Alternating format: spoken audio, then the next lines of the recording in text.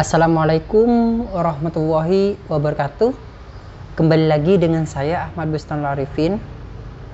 Pada kesempatan kali ini saya akan menjelaskan kepada Bapak Ibu tentang SKP di tahun 2021 ini.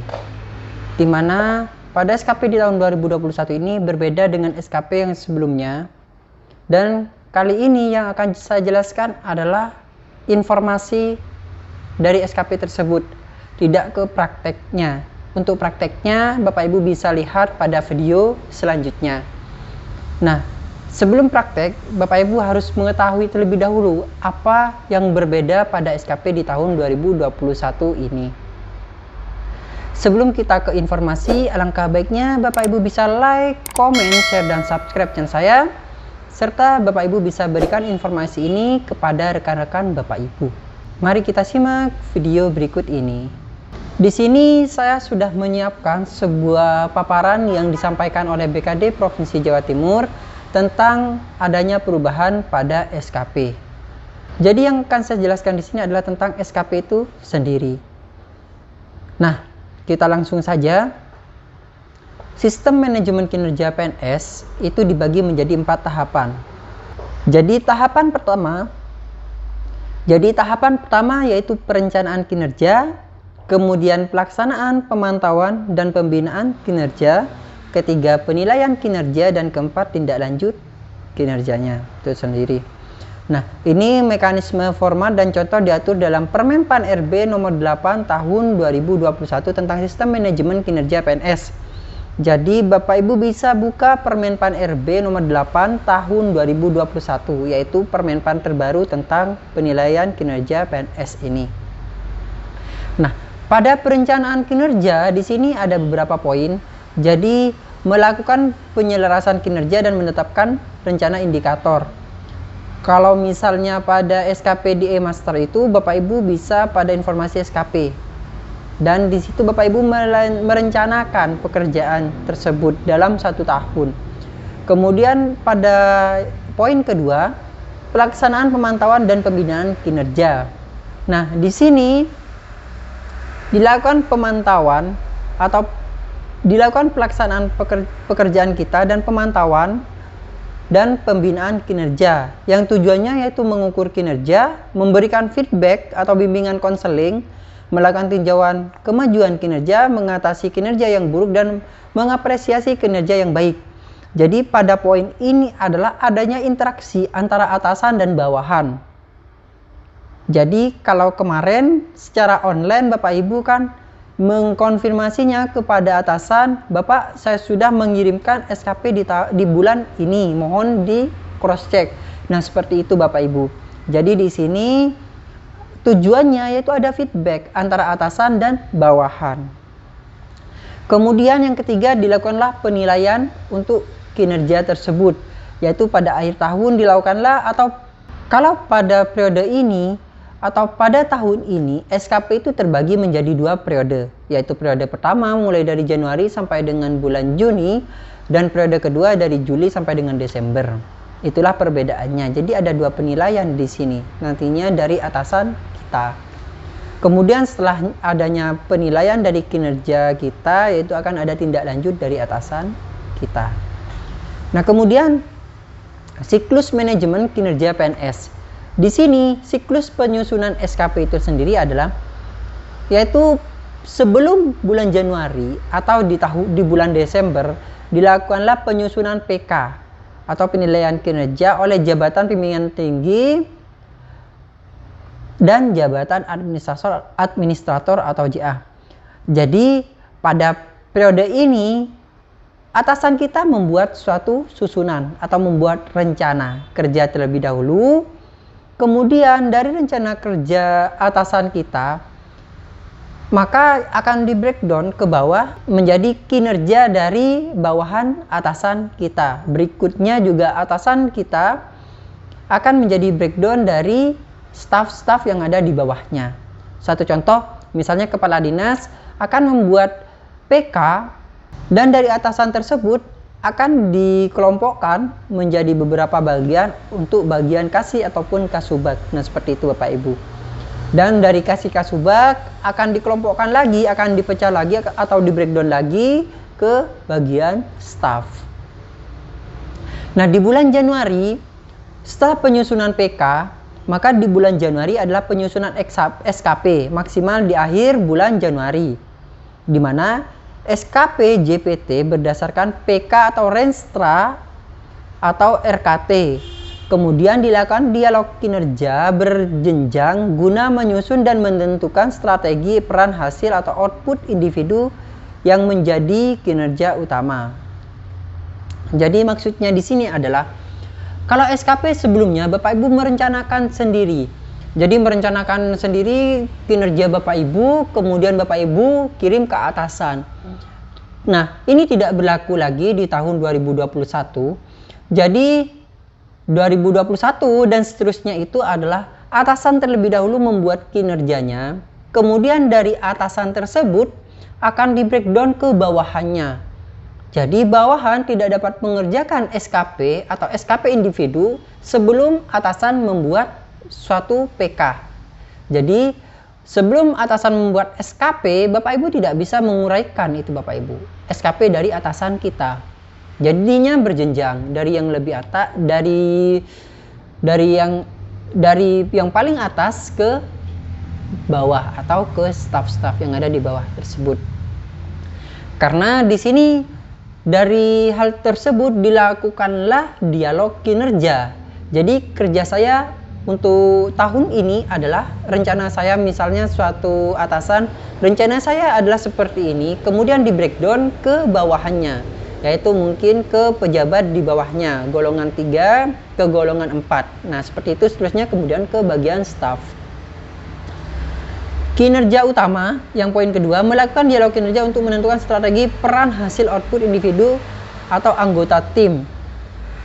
Kinerja utama JF dan jabatan pelaksana disertai penyusunan indikator kinerja individu atau IKI dan target kerja. Jadi pada penyusunan SKP ini adalah dilakukanlah dialog atau rembuk dalam satu tim di suatu wilayah. Misalnya di suatu wilayah cabang dinas, itu dilakukan dialog intern dari pihak pimpinan ke bawahannya, di mana untuk menentukan kinerja dalam satu tahun ini. Sehingga kinerja tersebut terstruktur secara rapi dari atasan ke bawahan. Jadi bukan bawahan mengerjakan terlebih dahulu kemudian dipakai untuk SKP di atasan. Nah, untuk sebelum-sebelumnya kan seperti itu, dari bawah ke atas. Jadi dari bottom ke top. Nah, untuk saat ini adalah top ke bottom. Jadi dari atasan ke bawahan. Sehingga Bapak Ibu yang di bawah itu tidak bisa melakukan atau tidak bisa mengerjakan SKP sebelum atasan kita menyusun PK terlebih dahulu. Karena PK tersebut yang akan digunakan kita untuk menyusun SKP individu kita. Nah, kemudian pada bulan Maret sampai dengan September di sini pelaksanaan pengukuran dan pembinaan kinerja, di mana dilakukan pengukuran kinerja periodik oleh PNS berdasarkan dokumentasi output periodik atau reaksi dan pengukuran perilaku periode menghasilkan suatu nilai. Dilakukan bimbingan kinerja, dilakukan penilaian kompetensi, diajukan tindak lanjut. Jadi pada bulan Maret sampai dengan September ini dilakukanlah kinerja yang telah kita buat sebelumnya, yang sudah kita rembukan, kemudian kita laksanakan pada bulan Maret sampai dengan September dan terbagi menjadi 2 periode. Sedangkan pada bulan Desember itu tersendiri adalah merupakan penilaian kinerja kita dari atasan kita. Jadi penilaian SKP, penilaian perilaku kerja, penilaian ide baru, dan penilaian kinerja. Seperti itu. Dan maksimal di bulan Februari itu merupakan pelaporan kinerja kita kepada atasan. Pelaporan dokumen penilaian kinerja, pemeringkatan kinerja, dan penentuan tindak lanjut. Seperti itu Bapak Ibu. Jadi berbeda dengan tahun sebelumnya di mana SKP itu dibuat oleh bawahan terlebih dahulu, kemudian atasan kita membuat SKP-nya tersendiri. Nah, untuk saat ini dari atas ke bawah strukturnya. Jadi tidak lagi dari bawah ke atas. Lanjut, perbedaannya Bapak Ibu, SKP sebelumnya dengan SKP yang saat ini. Kalau SKP yang sebelumnya, sasaran kerja pegawai atau SKP adalah rencana kerja dan target yang akan dicapai oleh seorang PNS. Jadi rencana kerja dan target yang akan dicapai oleh seorang PNS, atau lebih tepatnya fokus pada aktivitas kita. Nah, untuk SKP yang baru ini adalah sasaran kinerja pegawai atau SKP adalah rencana kinerja dan target yang akan dicapai oleh seorang yang harus dicapai setiap tahunnya. Dan di sini yaitu fokus pada hasil. Jadi perbedaannya adalah kalau yang dulu atau yang kemarin yaitu fokus pada aktivitas, sedangkan yang baru adalah fokus pada hasil. Itu poin pokoknya. Kita lanjut saja. Ini contohnya. Contoh perbedaannya. Kita lihat poin yang kedua. Jika SKP sebelumnya, jika SKP sebelumnya mengarsipkan surat masuk dan surat keluar sesuai SOP yang berlaku. Jadi fokus pada pekerjaannya, mengarsipkan surat masuk dan surat keluar sesuai SOP yang berlaku. Jadi pada pekerjaannya kan mengarsipkan. Nah, pada PP yang terbaru ini berganti atau kita ubah kata-katanya menjadi surat masuk dan surat keluar diarsipkan sesuai dengan SOP sehingga mudah ditemukan atau dicari. Jadi sudah terlihat perbedaannya. Yang pertama kita pada pekerjaannya, fokus pada pekerjaannya, mengarsipkan surat masuk dan surat keluar. Sedangkan untuk yang PP terbaru yaitu pada output kita, surat masuk dan surat keluar telah diarsipkan. Nah, jadi itu fokus pada output kita sehingga mudah ditemukan atau dicari. Contohnya lagi pada aset. Menginventarisasi barang milik negara. Menginventarisasi barang milik negara. Ini kan pada pekerjaannya kita. Tapi pada PP terbaru ini akan berubah menjadi barang milik negara tercatat sesuai dengan keadaan sebenarnya, baik dari sisi kondisi maupun dari segi jumlah. Nah, ini perbedaannya ya Bapak Ibu. Kalau PP yang lama itu kita fokus pada pekerjaan yang akan kita kerjakan, tapi pada PP yang terbaru itu adalah fokus pada output yang akan kita hasilkan. Kita lanjut. Dua model SKP. Nah, yang poin pertama, kinerja organisasi diwakili oleh SKP JPT. Kedua, kinerja individu diwakili oleh SKP jabatan administrator atau jabatan fungsional. Jadi ada dua model. Untuk atasan itu beda sendiri, kemudian untuk jabatan fungsional dan administrator itu berbeda formatnya. Jadi tidak sama lagi, ada dua format. Jadi kalau Bapak Ibu di sini jabatan fungsional maupun yang sebagainya atau staff itu menggunakan yang kedua ini nantinya. Capaian PK adalah capaian SKP Kepala Organisasi Perangkat Daerah OPD. SKP Kepala PD Perangkat Daerah adalah perjanjian kinerja atau PK Kepala PD. Jadi SKP-nya harus dikopi sama persis dengan perjanjian kinerja PK. Nah, maksudnya jadi yang saya katakan tadi, pada poin atasan kita itu harus sama dengan yang di bawahnya. Maksudnya pada poin ini akan diterurai kepada struktur yang ada di bawahnya kepala. Jadi tidak semena-mena mengarang untuk SKP yang Bapak Ibu buat sendiri. Tidak, tapi kita harus mengacu pada SKP yang telah dibuat oleh atasan kita. Jadi dalam satu tim itu, dalam satu instansi itu terjadilah komunikasi antar pimpinan dan bawahan, rencana apa 1 tahun yang akan kita kerjakan, sehingga terurai di situ pekerjaan-pekerjaan yang akan kita buat. Nah, kemudian analoginya, kalau bisa dikopi ke bawah maka bisa jadi SKP bawahan dari kepala PD. Nah, yang saya sampaikan, jadi dari SKP atasan, dari PK atasan itu terurai menjadi SKP dari bawahan kita. Jadi bukan lagi bawahan mengerjakan SKP, kemudian atasan menginputkan dari SKP yang bawahan, bukan. Tapi dari atasan itu membuat PK yang akan terurai menjadi SKP di masing-masing individu.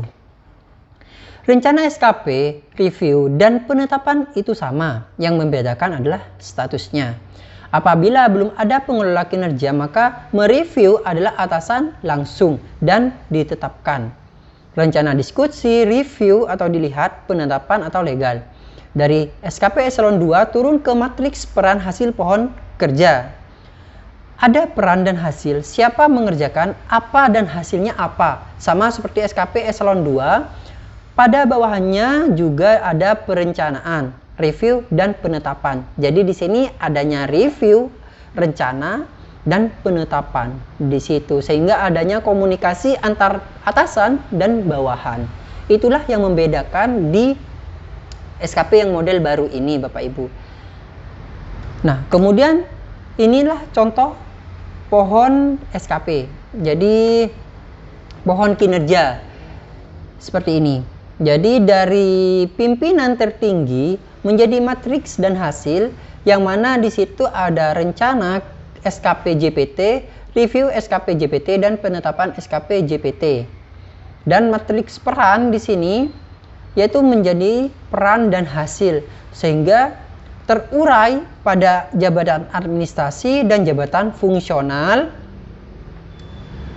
sehingga menjadi satu kesatuan rencana kinerja dari sebuah instansi tersebut.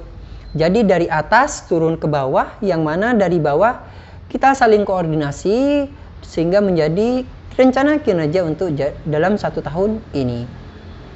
Kita lanjut saja Bapak Ibu. Nah, ini contoh pada SKP-nya. Di sini ada beberapa sheet. Yang pertama adalah dari sheet yang tertinggi terlebih dahulu, dari pimpinan tertinggi, kemudian ke kabit, kasubit, dan analisis, dan seterusnya, sehingga ke staf-staf. Nah, di sini pada Kaban ada IKI, ada aspek, IKI, dan ini formula Bapak Ibu bisa lihat sendiri. Di sini ada beberapa poin dari atasan kita, yaitu ini contoh ya Bapak Ibu, misalnya prosentase penganggaran disiplin dan peningkatan kinerja lingkungan. Ini volumenya 95%, ini contohnya persentase peningkatan kesejahteraan. Ini miliknya kepala ya Bapak Ibu. Nah, setelah itu di contoh kedua adalah miliknya kabit. Dari persentase penurunan pelanggaran disiplin dan peningkatan kinerja ASN di lingkungan pemerintah, ini diturunkan ke kabitnya. Jadi diturunkan. Nah, di sini meningkatnya disiplin dan kesejahteraan ASN di lingkungan Provinsi Jawa Timur. Nah, ini pelanggaran peningkatan kinerja ASN kan ya Bapak Ibu, meningkatnya disiplin ini dari ini diturunkan. Persentase penurunan tingkat pelanggaran disiplin, persentase kinerja ASN bernilai baik, kemudian persentase penerima kesejahteraan ASN, persentase penerimaan. Nah, di sini dari poin pertama ini, kemudian dari poin-poin ini, dari poin miliknya Kaban, ini terurai pada miliknya Kabit, yaitu struktur yang ada di bawahnya Kaban. Nah, setelah itu di sini dari Kabit itu masuk lagi ke Kasubit. Jadi pada persentase peningkatan pelanggaran sama persentase kinerja bernilai baik, ini terpisah lagi. Nah, ini terpisah Bapak Ibu. Jadi meningkatnya kinerja ASN di lingkungan pemerintah Provinsi Jawa Timur, meningkatnya kesejahteraan, ini terbagi lagi. Pelaporan, persentase pelaporan SKP tepat waktu, persentase kinerja bernilai baik. Jadi tingkat disiplin di sini, disiplin di sini itu terbagi lagi.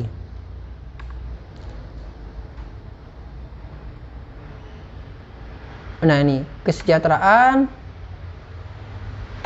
Bapak Ibu bisa lihat sendiri. Nah, dari data Kasubir Kesra ini, Bapak Ibu, ini dibagi lagi nanti.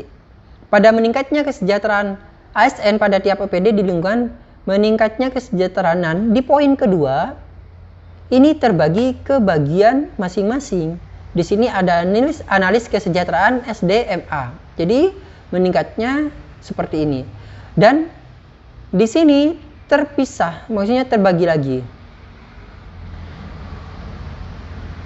Dan dari analis kesejahteraan ini akan terurai lagi. Jadi meningkatnya kesejahteraan ini terurai lagi. Terurai oleh analis kinerja. Dan berikutnya seterusnya. Dari poin yang di sini akan diurai kembali oleh bagian di bawahnya. Nah, di sini Bapak Ibu. Jadi meningkatnya kinerja ASN ini terbagi ke analis kinerja. Dari analis kinerja ke pengolah data ini di bagian staf sudah. Terjadinya data akurat. Meningkatnya kesejahteraan Provinsi Jawa Timur. Nah, poinnya sama, meningkatnya kinerja, masih pada poin meningkatnya kinerja. Nah, dari poin ini terbagi-bagi sampai ke staf. Nah, seperti itu Bapak Ibu. Jadi bedanya SKP yang sebelumnya dengan yang baru ini adalah seperti itu. Jadi otomatis kita harus mengetahui terlebih dahulu IKI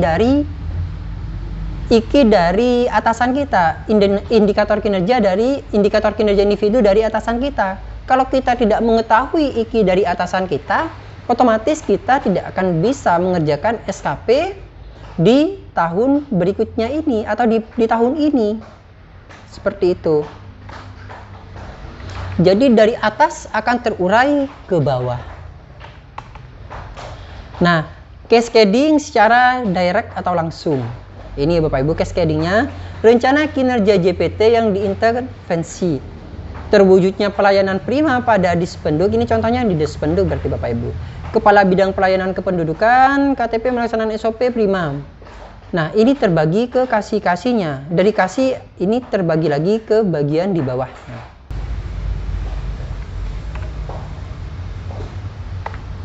Nah, sudah sampai ini ya Bapak Ibu. Jadi seperti itu. Tapi Bapak Ibu tidak perlu khawatir. Nanti pada tutorial akan saya sampaikan di form Excel. Nanti Bapak Ibu langkah-langkahnya seperti apa. Kami juga menunggu PK yang dari atasan kita. Kenapa? Karena ketika kita tidak membuat atau tidak mengetahui PK dari atasan kita, kita tidak bisa mengerjakan SKP di bawahan. Nah, oleh sebab itu, setelah kita mendapatkan PK dari atasan kita, akan saya buatkan tutorial bagaimana langkah untuk membuat SKP dari yang terbaru ini.